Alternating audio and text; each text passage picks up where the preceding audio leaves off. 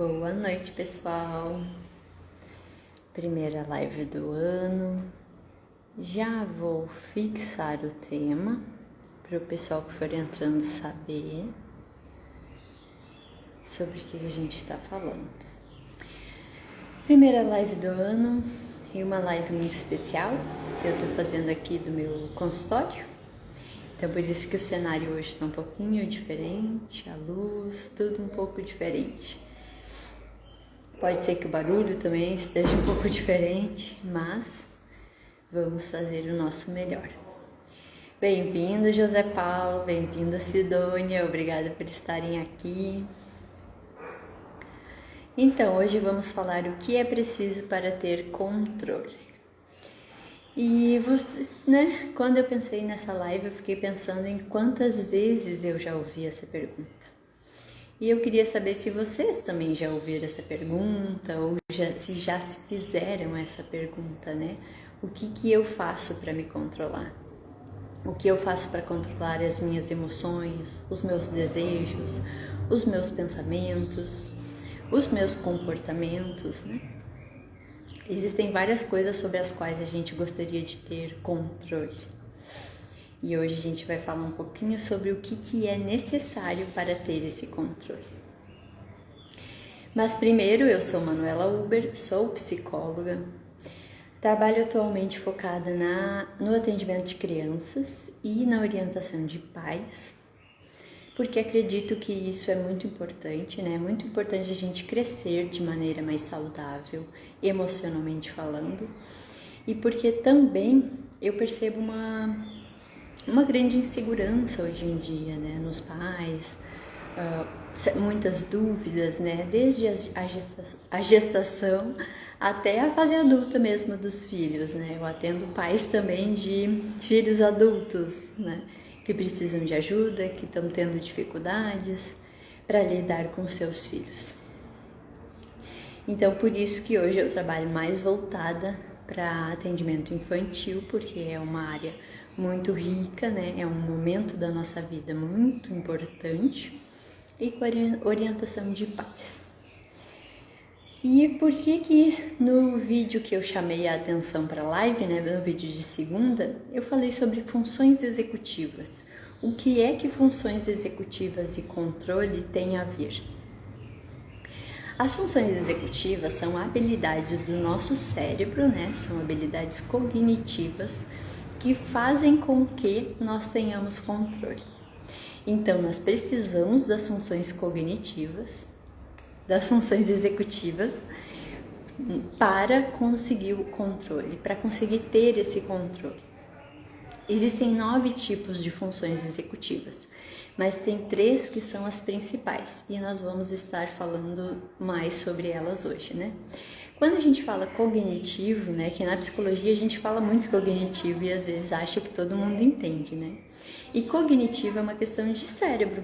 Quando a gente fala em funções cognitivas, quando capacidade cognitiva, isso é tudo relacionado ao cérebro, né? É da nossa cognição, do nosso cérebro. Então, são funções do cérebro, né? São funções que são produzidas, né? São habilidades que são produzidas pelo nosso cérebro.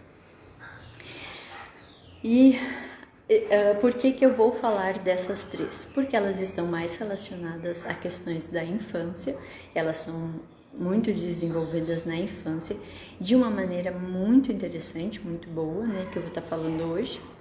E porque elas são fundamentais para tudo, não só para o nosso controle emocional, né, que tem a ver com a saúde emocional, mas para as nossas relações, para nossas relações não só com os outros, mas com a gente.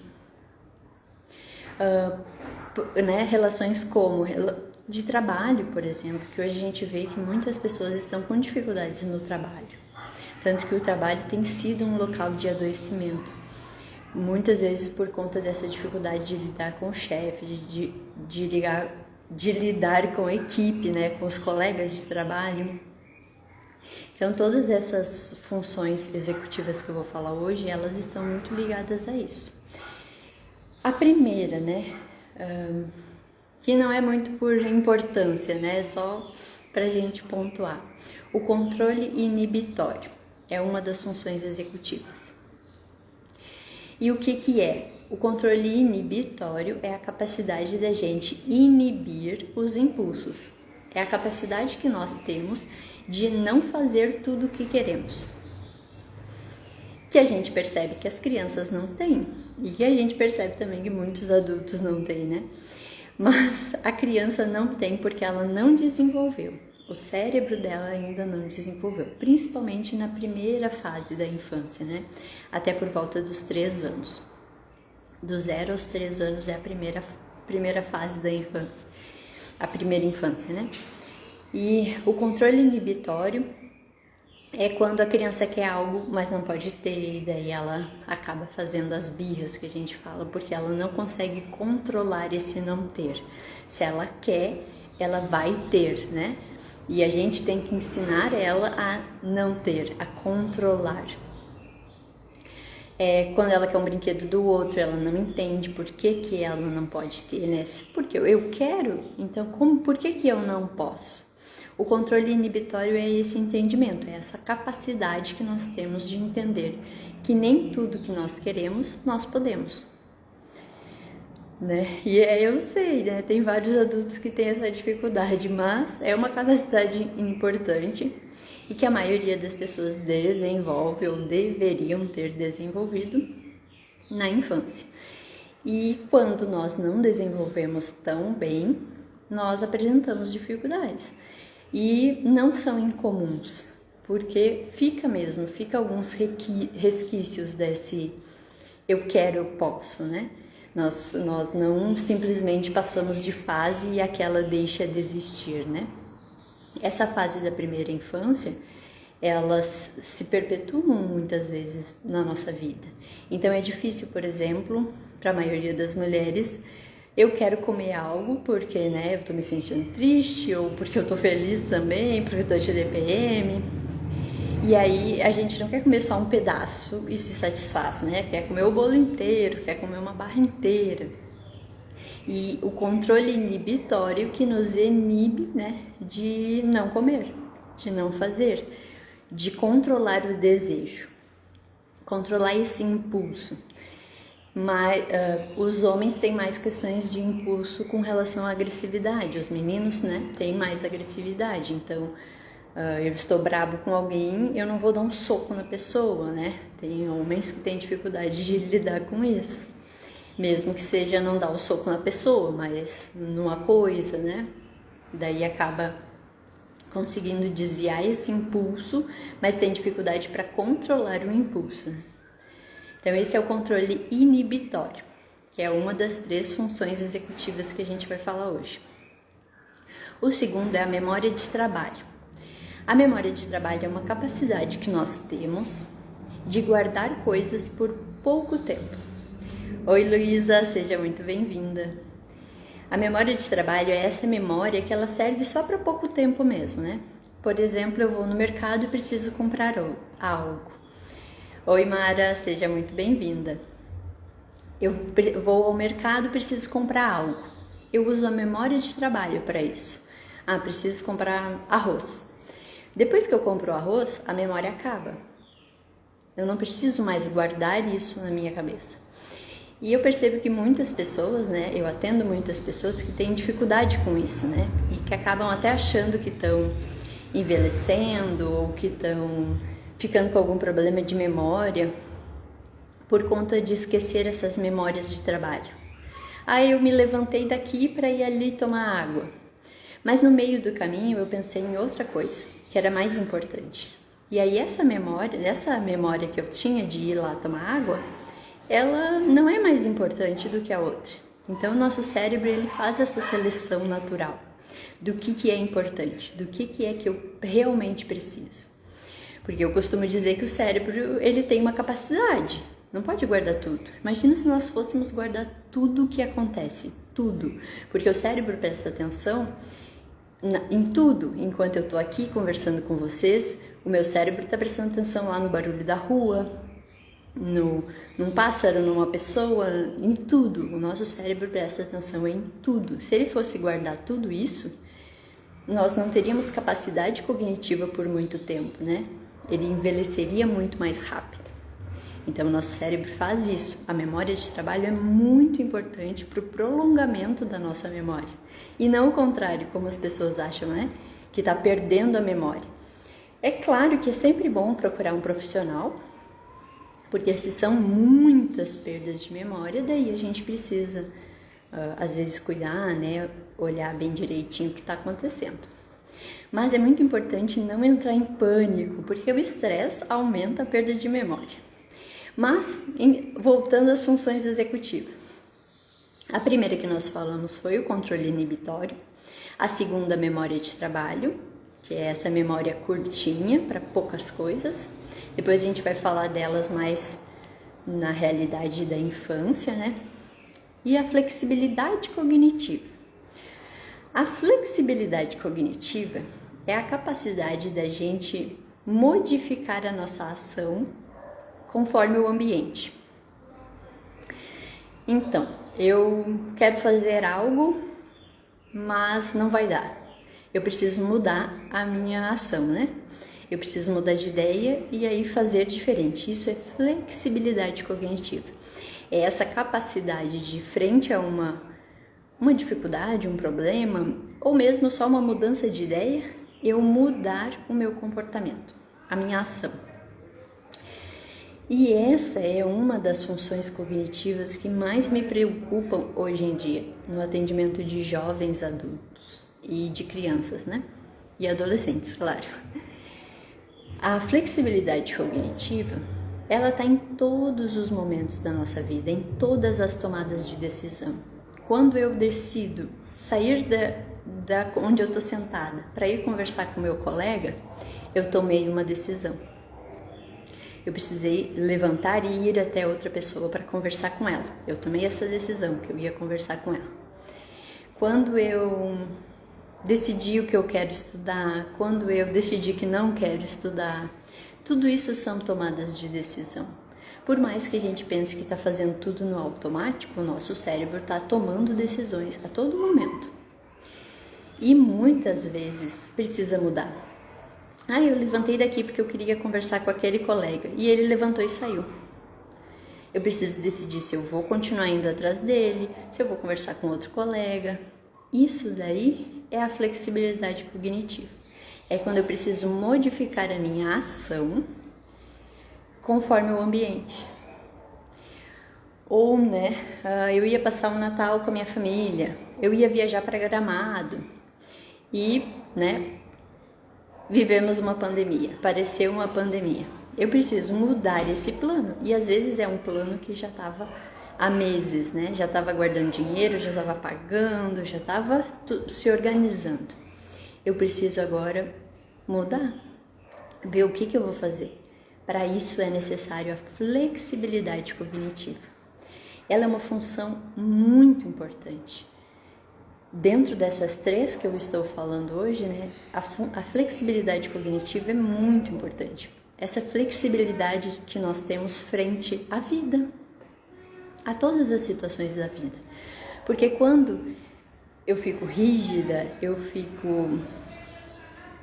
perdi a palavra assim, que não consigo mudar, fico dura naquilo, eu adoeço, eu sofro, e é o que eu tenho visto nas pessoas.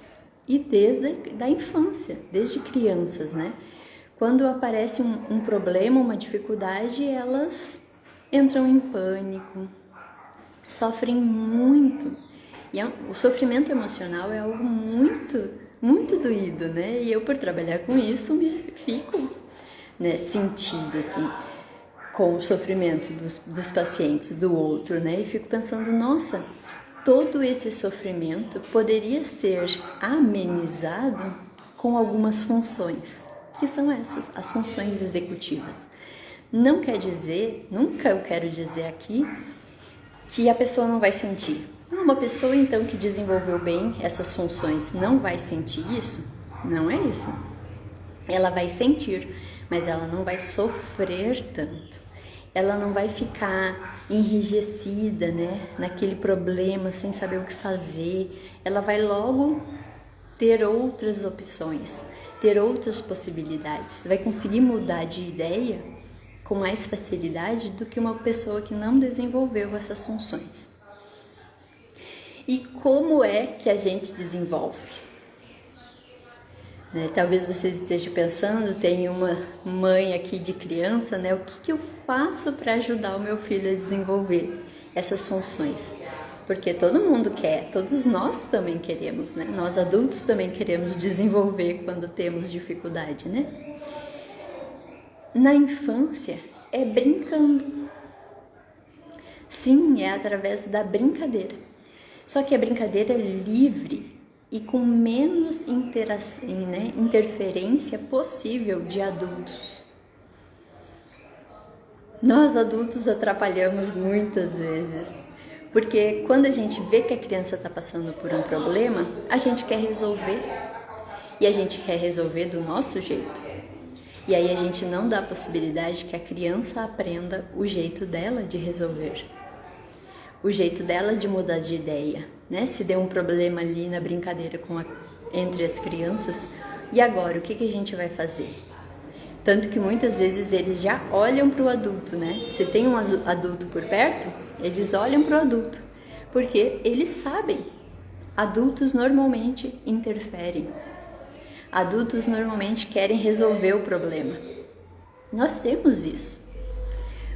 Porque é algo que faz parte também do ser adulto, do ser responsável por uma criança, né? Porque muitas vezes você é pai de uma delas, mãe de uma delas, então a gente acha que tem que resolver tudo por elas e não consegue deixar elas resolver.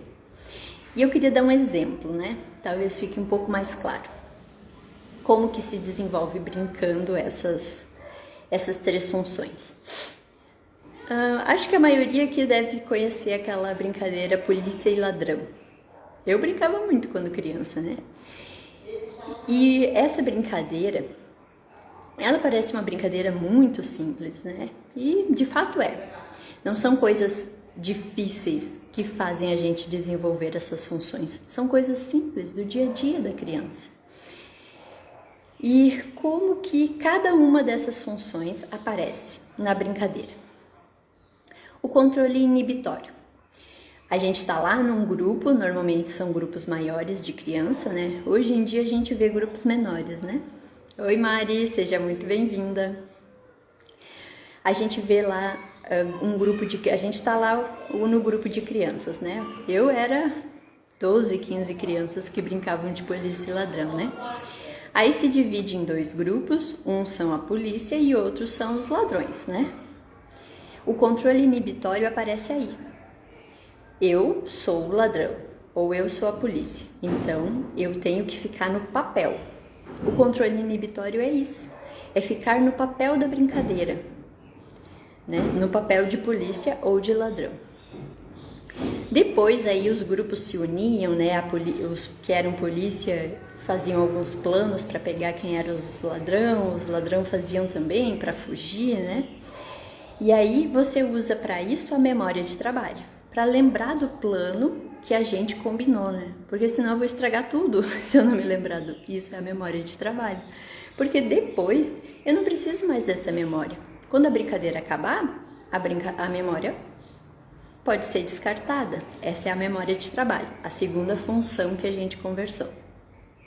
E a terceira, que é a flexibilidade cognitiva, é, por exemplo, eu gosto muito, sempre eu sou da polícia, né? Tem crianças que normalmente gostam de ser um ou de ser outro, né? Eu normalmente... Oi, Débora, seja muito bem-vinda.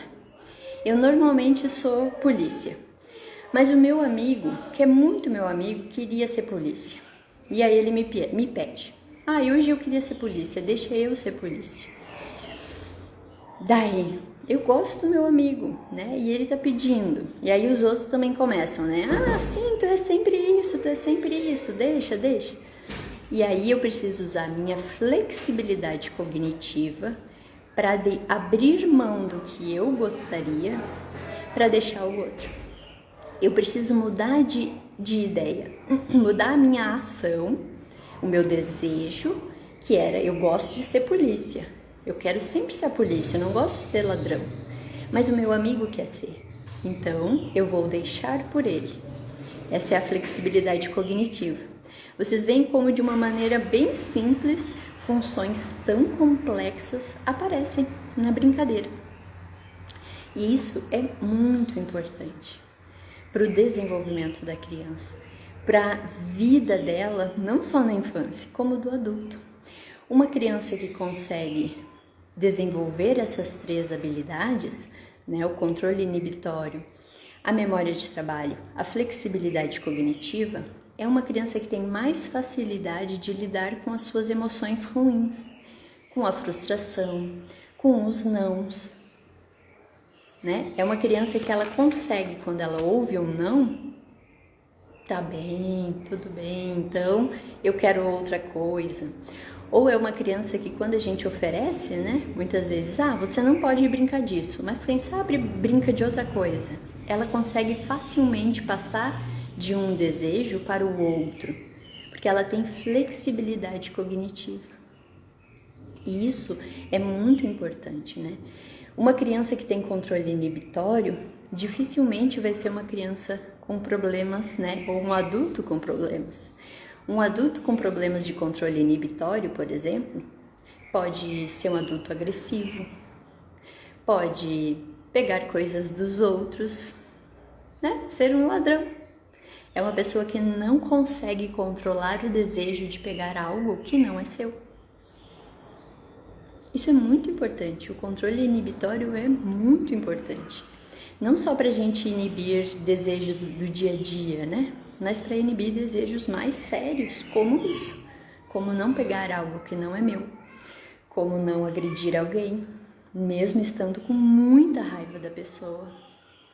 É preciso muita força, muito controle para determinados desejos, para determinadas vontades que a gente tem, principalmente na vida adulta, que conforme nós vamos crescendo, os nossos desejos também vão crescendo. Isso é sempre importante a gente lembrar quando a gente está criando uma criança. Os desejos, as vontades vão ficando cada vez mais complexas, então ela precisa ter essas funções para lidar com tudo isso. Lá na vida adulta dela também. Vou dar uma olhada na minha cola aqui, para a gente já ir encerrando, que já está nos últimos 5 minutinhos, para mim não esquecer de nada. Eu falei sobre os celulares, né? O que é que o celular tem a ver com tudo isso? Por que é que alguns estudos indicam que as pessoas estão com dificuldades nas funções executivas por conta do celular? Tem pessoas que talvez até fiquem pensando, né? Ficam botando o celular como culpa de tudo. Seja muito bem-vinda, Euri. Obrigada, Mari, que bom que gostou. Tem pessoas que ficam até dizendo, né? Mas botam a culpa de tudo no celular. Quem já está mais tempo aqui comigo deve ter lembrado que deve se lembrar, né, que esses dias eu coloquei uma pesquisa sobre a diminuição do QI, que é o coeficiente de inteligência. Foram feitas algumas pesquisas, né, medindo o coeficiente de inteligência das crianças de hoje com testes mais antigos e com os testes dos seus pais. E aí mostrou que o QI está diminuído. E o que é o QI? O QI, né, são vários testes, mas um deles, ele mede as habilidades. Essas habilidades que nós estávamos falando das funções executivas. Habilidade de lidar com problemas, de resolver conflitos, tudo isso tem a ver com a nossa inteligência. Todas essas habilidades, elas constituem a nossa inteligência. Tanto que a gente fala, né? Tem pessoas que são muito inteligentes em matemática, mas não são inteligentes emocionalmente. E existem realmente, porque são inteligências diferentes. E a inteligência, o QI, ele é medido com todas essas habilidades, né? E aí se percebeu que quando essas habilidades, como controle inibitório, flexibilidade, elas falham, elas ficam em déficit, a gente fica com um QI menor. Porque a gente não consegue usar a nossa inteligência se a gente não tem certas habilidades. Então, mesmo que eu seja uma pessoa muito inteligente, eu posso não conseguir usar a minha inteligência. Ou ela ser uma inteligência sem utilização mesmo, na vida. E aí isso diminui o QI. Por quê? Porque vocês podem prestar atenção em casa mesmo, né? Quando a criança está jogando um joguinho e ela não consegue passar de fase, ela troca de jogo. Ela não fica insistindo no jogo, porque existe uma diversidade tão grande de jogo que eu não preciso ficar me gastando, né? Me desgastando com isso. Só que isso não ensina a flexibilidade cognitiva, por exemplo. Não ensina eu talvez eu estou fazendo tal coisa errada, vou fazer diferente. Não ensina a mudar a estratégia para chegar onde eu quero. Ou a gente vê também algumas crianças que dizem, né, quando elas não estão entendendo o jogo, criança só não, né, adultos também, a gente às vezes faz isso. Não está entendendo o jogo, porque não é uma coisa importante, então, não gosto desse jogo. Mas é porque não entendeu o jogo. E aí a gente dá algumas desculpas e desiste. E na brincadeira do dia a dia, numa brincadeira com os amigos, eu não posso desistir. Eu vou ter que entender a brincadeira. Nem que no início eu vá levar mais bolada. No meu tempo a gente dizia que era o café com leite, que era quem não entendia muito bem a brincadeira, né? Aí, esse é café com leite, assim, é iniciante. Aí quando entendia a brincadeira, aí passava de nível, né? Agora ele era um dos experientes. Então, por isso que jogos, que TV, que eletrônicos de uma maneira geral, eles não ensinam essas habilidades. Porque não há interação, não há esse desafio. Porque quando nós estamos com o outro, principalmente quando é da mesma idade, o outro me desafia. Criança com criança, quando são da mesma idade, eles se desafiam. Por isso que muitas vezes dá briga, né? E a gente quer lá interferir, quer separar. Mas é importante. É importante para as crianças desse momento. Porque eles vão brigar e vão se acertar. Tanto que muitas vezes até a gente desqualifica, né? A gente diz, amanhã vocês estão brincando. E aí a gente desqualifica o sofrimento, a dificuldade da criança, né? Mas isso acho que é assunto para um outro momento. Mas a interação com a outra criança ensina muito. E a interação com o jogo é muito fácil de eu mudar de ideia, né? Não quero mais esse jogo. Vou fazer outra coisa. A gente não precisa se esforçar, a gente não precisa se dedicar, não precisa usar realmente as nossas habilidades. E com certeza, nunca é tarde para aprender. Essas habilidades todas, que muitas vezes a gente sente que tem dificuldade, né? Na nossa vida adulta também, a gente pode desenvolver. Existem vários estudos sobre neuroplasticidade, que é sobre o desenvolvimento do nosso cérebro, que diz que o nosso cérebro, a gente morre com ele se desenvolvendo, com ele crescendo, células, né? As células reproduzindo. Não é mais só como diziam antigamente, que só morrem células no nosso cérebro, também nascem, todos os dias nascem células.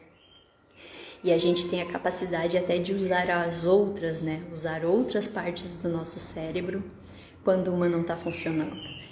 Então, o nosso cérebro, o nosso corpo é algo magnífico. Nunca é tarde para aprender, com certeza. A gente sempre pode aprender. Mas na infância é uma fase mais rica, né? Que a gente tem mais possibilidades até. Mas na fase adulta a gente também consegue, só com um pouquinho mais de dificuldade.